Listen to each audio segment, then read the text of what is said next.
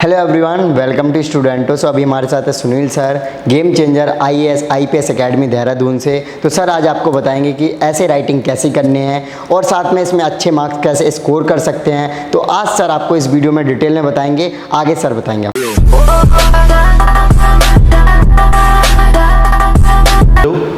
Everybody and हम लोग आज एसए की प्रिपरेशन कैसे करें यूपीएससी के एग्ज़ाम्स के लिए, ये आज हम लोग डिस्कस करेंगे और ये भी देखेंगे कि कैसे हम लोग एसए में how to score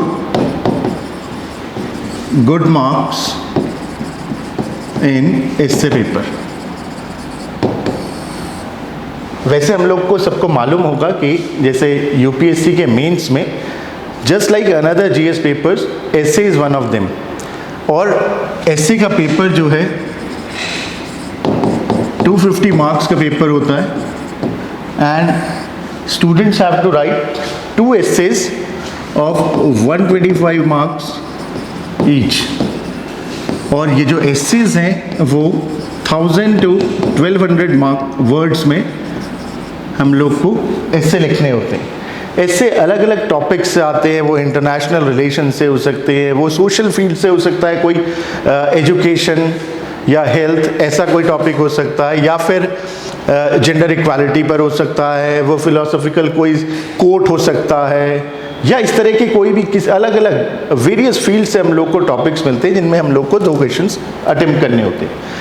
generally SA का पेपर को, SA paper is not taken very seriously by the students. हम लोग के पास 2 तरह के स्टूडेंट्स हैं, कुछ बिगिनर्स हैं। Beginners believe that they can write the essay, very good essay on itself. और on the other hand we have some experienced candidates, और उन लोगों ने जीएस इतना पढ़ा है, इतना ज़्यादा पढ़ लिया है कि उनको लगता है कि this is quite enough for the essay paper, and this is a very fatal miscalculation for essay. People tend to be not very serious about this essay paper. और ये एसए पेपर इतना इंपॉर्टेंट है, इस 250 marks में से one can score even up to 170 marks, और अगर ये खराब हो जाए तो our score goes down to 70। So much fluctuation. But in GS paper अगर आपका एवरेज पेपर भी होता है तो you get 80 to 90 out of 250, और आपका बहुत अच्छा पेपर हो जाए तो यू गेट 110 to 120। तो फ्लक्चुएशन हम लोग समझ सकते हैं कि यहाँ पर कितना ज़्यादा है। So we should prepare for the essay paper very seriously, we should prepare notes. हम लोग को स्ट्रैटेजी बनानी चाहिए फॉर एसए पेपर, और ये फ्लक्चुएशन को अगर हमें हैंडल करना है तो हम लोग को बहुत सीरियसली इस पेपर के लिए प्रिपेयर करना है। यूपीएससी के लिए पेपर के लिए क्या डिमांड करता है यूपीएससी, हम लोग को इस बात को बहुत सीरियसली ये समझना है कि यूपीएससी के पेपर में हम लोग को 1, 2, 3 चीजें ध्यान में रखनी है। Number 1, 2 and 3, what UPSC demands from the candidates. Number 1, the essay should be very close to the subject. इसका मतलब क्या है, what we call it, write closely to the subject, stick to the subject. हमें subject के बिल्कुल stick करके रखना है पूरे एसे में। Deviation, there should be no deviation from the subject. Number 1। Number 2, number 1 is we should write closely to the subject.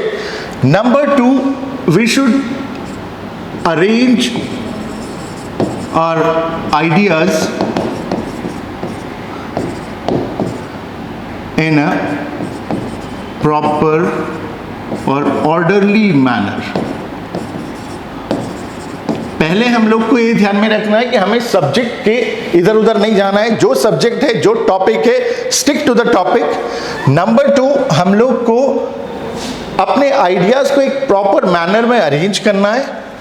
And number 3, the most important thing is write concisely.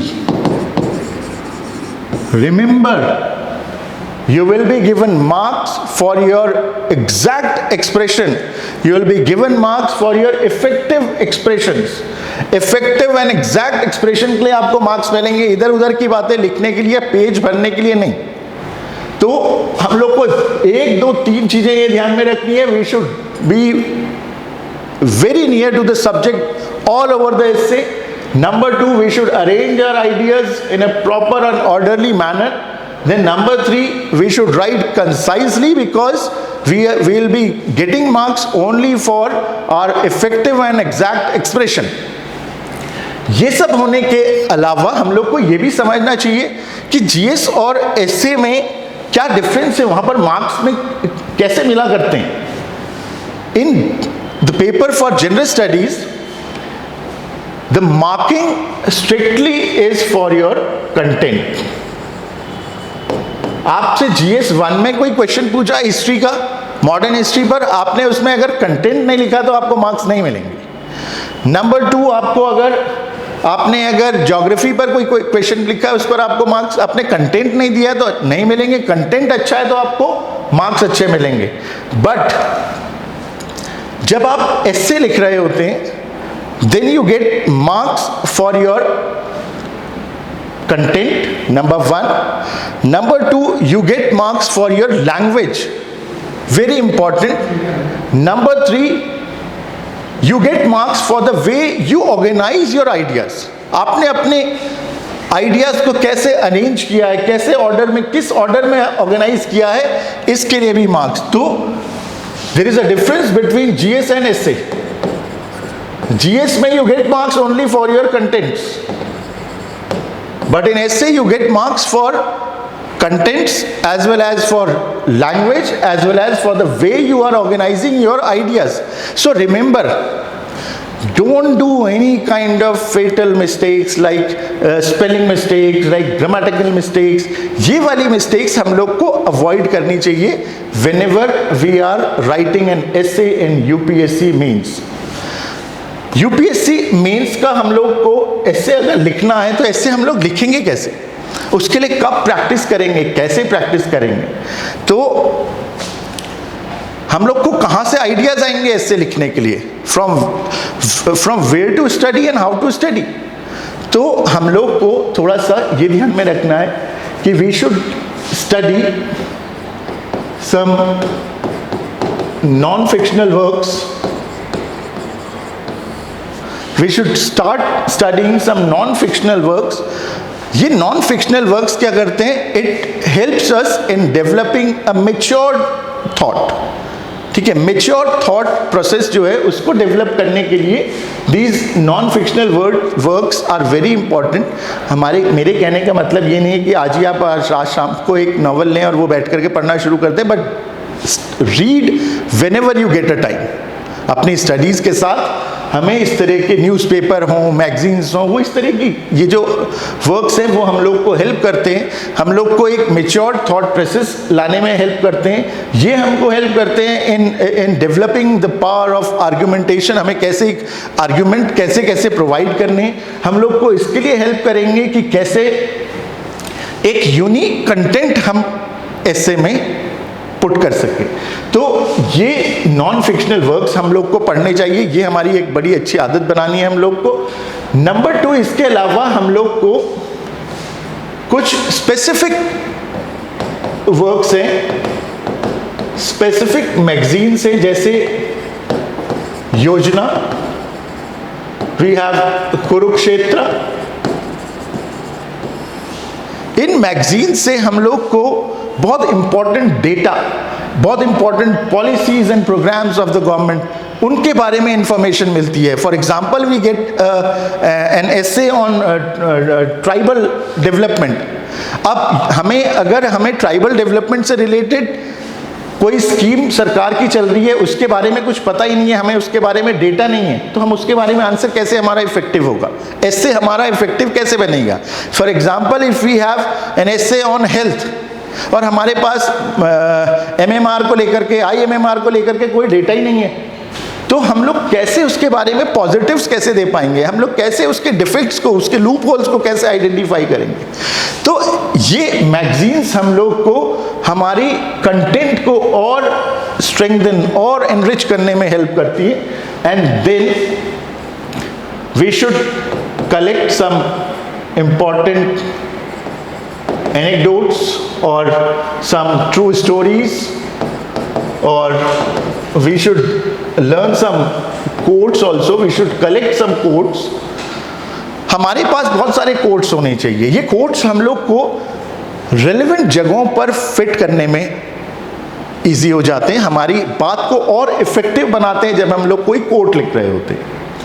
ऐसे में बहुत important part होता है, हम जैसे हम लोग कहते भी हैं फर्स्ट इंप्रेशन जो होता है वो बहुत इंपॉर्टेंट होता है। एंड ऐसे में भी फर्स्ट इंप्रेशन जो है दैट इज इंट्रोडक्शन। अब इंट्रोडक्शन पार्ट हम लोग लिखे कैसे, how to make it more effective so that we get good marks in our essay paper. तो इंट्रोडक्शन लिखने के अलग अलग तरीके हैं। We can start the introduction with a fictitious story or character, या फिर कोई ट्रू स्टोरी हो, कोई ट्रू स्टोरी हो, ट्रू कैरेक्टर हो, हम लोग उससे स्टार्ट कर सकते हैं। या फिर हम लोग के पास कोई कोट हो, हम कोई कोट लिख करके दे बता सकते। बहुत सारे इंपॉर्टेंट कोट्स हमारे पास होने चाहिए जिससे कि हम लोग उनको जगह जगह पर जिस तरह का एस्से हमारे पास आया उस तरह के एस्से के अकॉर्डिंग हमारे पास कोट्स होने चाहिए। एक लाइब्रेरी हमारे दिमाग के अंदर होनी चाहिए कि हम लोग उस समय उन कोट्स को यूज करें। या फिर ऐसा भी कर सकते हैं, although I don't suggest very much, but it is also a type of introduction. Like we can, whatever is the topic of the essay, हम उसी को define कर दें। Define the topic। उस टॉपिक की डेफिनेशन को अगर हम लोग अलग अलग समझा सकें तो हमारे पास ये इंट्रोडक्शन लिखने के 4 बहुत इफेक्टिव तरीके हैं। या तो हम किसी फिक्टिशियस स्टोरी या कैरेक्टर को लेकर के आगे बढ़े, या फिर हम लोग कोई ट्रू स्टोरी और उसमें कोई कैरेक्टर हो, फिर कोट कोई लिख सकते हैं, या फिर हम लोग ब्रीफली उस टॉपिक को डिफाइन करें, उसको एक्सप्लेन करें। और हमारा इंट्रोडक्शन पार्ट जो है वो, क्योंकि the most important marks which are we are going to get in our essay paper will be fetched by the introduction and the conclusion part। जब हम लोग conclusion में, अब जैसे हम लोग इसको डेवलप करेंगे, हमारा essay should be multi dimensional। वो ऐसा नहीं कि किसी पर्टिकुलर लाइन पर चला जा रहा हो। अगर हम लोग हिस्टोरिकल पर्सपेक्टिव को लिख रहे हैं तो वो हिस्टोरिकल पर्सपेक्टिव पर ही फोकस कर दिया, या हम लोग पॉलिटिकल पर है तो पॉलिटिकल पर ही आगे बढ़ रहे हैं, ऐसा नहीं। हमारा ऐसे शुड बी मल्टी डायमेंशनल। सो जब बात आती है, हमने उसको अलग अलग फील्ड्स में डेवलप किया, अलग अलग सेक्टर्स के हिसाब से हो सकता है, अलग अलग वेज ऑफ लाइफ के हिसाब से हमारा ऐसे डेवलप करेंगे, एक मेन बॉडी फॉर्म करेंगे according to the topic. It depends on the topic. और उसके बाद लास्ट में हम लोग आते हैं कंक्लूजन पर। Conclusion of your essay should B, I think, or I would say, futuristic, or it may be optimistic। हमारा जो कंक्लूजन हो, it should be futuristic or optimistic in way, और it should be a silver lining among the clouds। ऐसा दिखना चाहिए कि कोई ray of hope आ रही है। अगर, और इसको भी तरीका समझे हम लोग, तो जैसे हम लोग ने अगर किसी कैरेक्टर, फिक्टिशियस कैरेक्टर के साथ स्टोरी स्टार्ट करी थी, इंट्रोडक्शन दिया था, और हम उसको कंक्लूजन में भी वहां पर अगर स्पेस देंगे तो it would indicate towards the completion of our essay. तो वो बहुत अच्छा इम्पैक्ट हमारे को देगा, और बहुत अच्छे मार्क्स हम लोग को तब मिलेंगे अगर हम इंट्रोडक्शन में जिस चीज़ को हम लोग ने शुरू किया था और उसी को ला करके हम लोग यहाँ पर कंक्लूड कर रहे हैं। तो हमारे पास हम लोग ने ये देखा कि कैसे हम लोग इंट्रोडक्शन हम लोग समझें, कैसा हम लोग उसका इंट्रोडक्शन बनाएं और कैसा उसमें कंक्लूजन पुट करें। इसके अलावा ऐसे लिखते वक्त हम लोग को ये भी ध्यान में रखना है, while writing a very good essay, Another important part of our essay is our language. Our language should be very simple and clean. बिल्कुल क्लियर हमारी, सिंपल हमारी लैंग्वेज हो. रिमेंबर, जार्गन्स जो हैं वो हमारी लैंग्वेज में मिनिमाइज्ड, बहुत कम होने चाहिए या फिर ना हो. Avoid using jargons. फिर सेंटेंसेस की बात होती है. सेंटेंसेस जो हैं, our sentences in our essays should be short and powerful. हमारे सेंटेंसेस छोटे छोटे और बहुत पावरफुल सेंटेंसेस होने चाहिए. रिमेंबर, जब हम कोई लॉन्ग एंड वाइंडिंग सेंटेंसेस, इससे रीडर के दिमाग में एक डाउट आ जाता है. वो शुरू करता है और फिर जब तक वो एंड करता है तब तक वो जब कहाँ से शुरू किया था ये भूल जाता है. सांस पूरी फूल जाती है. Remember, if our breath is completed while completing a sentence, it's the time that you recognize that there is a need to break the sentence into two. हमारी सांस फूलनी नहीं चाहिए सेंटेंस को पूरा पढ़ने में. ठीक है. We should use small paragraph. small हमारे पास पैराग्राफ्स होने चाहिए. हम अपने आंसर्स जब भी हम लोग एस्से में लिखें, उस एस्से के वो जो पैराग्राफ्स है उसमें there should be a very clear linkages. Linkage जो है वो बहुत इंपॉर्टेंट है. आपके पैराग्राफ्स आइसोलेटेड नहीं होने चाहिए. आप उन्हें किसी क्वेश्चन से कंट्रोल कर सकते हैं, लिंक कर सकते हैं. आप कोई वर्ड अगर इस तरह का, जैसे आपने संस्कृताइजेशन ऐसा वर्ड यूज किया है, आपको इसे एक्सप्लेन कर देना चाहिए, जिससे कि लिखने से पहले एक एक्सप्लेनेशन दे दे, जिससे सामने पढ़ने वाले को समझ आ जाए. इस तरह की बातें अगर हम लोग अपनी वोकैब अच्छी रखें, वोकैब हम लोग को, we need not to be memorise, we need not to memorise very complicated and complex words, but it is very important that we use a very effective word or phrase in support of our argument in the essay. We in Game Changer, we have regular sessions on essay, how to prepare for essay, how to practice essays, और उसके बाद हम लोग के पास individual assessment classes होती हैं, जिसमें हम लोग पर्सनली हर स्टूडेंट को ये देखते हैं कि कैसे उसने आंसर किया है, क्या करना चाहिए था, क्या नहीं करना चाहिए था, कौन सा एस्से है, टॉपिक को कैसे समझे हम लोग, कैसे उस टॉपिक में क्या डायरेक्टिव छुपा हुआ है, क्या प्रॉब्लम छुपी हुई है, उस प्रॉब्लम को कैसे identify, because it is very important that we properly understand the meaning of the topic of essay. ये सबसे important part है. कुछ चीज़ें ऐसी भी है कि what we should avoid in our essay. We should not get carried away with our sentiments. हम लोग को कार्ल मार्क्स बहुत अच्छा लग सकता है. We can be a very great fan of Karl Marx, but whenever we are writing about capitalism, तो हम लोग को we should end at a balanced note. ठीक है. तो हम लोग को ये समझना है कि हमें क्या करना है. हम लोग को 2 एसेज लिखने हैं, दोनों एसेज को बराबर टाइम देना है. ऐसा नहीं कि हमारा एक एसे पर हम लोग ने फोकस किया और फिर आगे अगले एसे के लिए टाइम नहीं बचा, because both essays carry equal marks.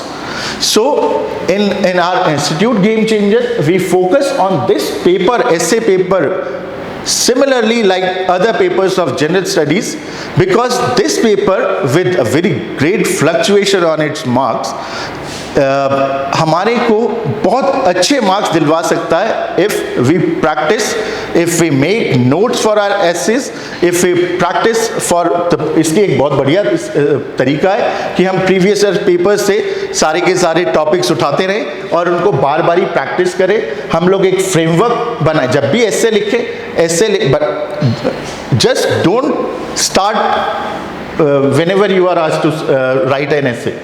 जब भी ऐसे लिखना हो उससे पहले हम लोग को एक फ्रेमवर्क, एक स्ट्रक्चर बनाएं और उस स्ट्रक्चर के अकॉर्डिंग अपना एस्से बनाएं, एस्से लिखें। अदरवाइज प्रॉब्लम आती है कि वो हम लोग को याद नहीं था, या फिर 3-4 पेज के बाद हम लोग को लगेगा कि अब क्या लिखना है।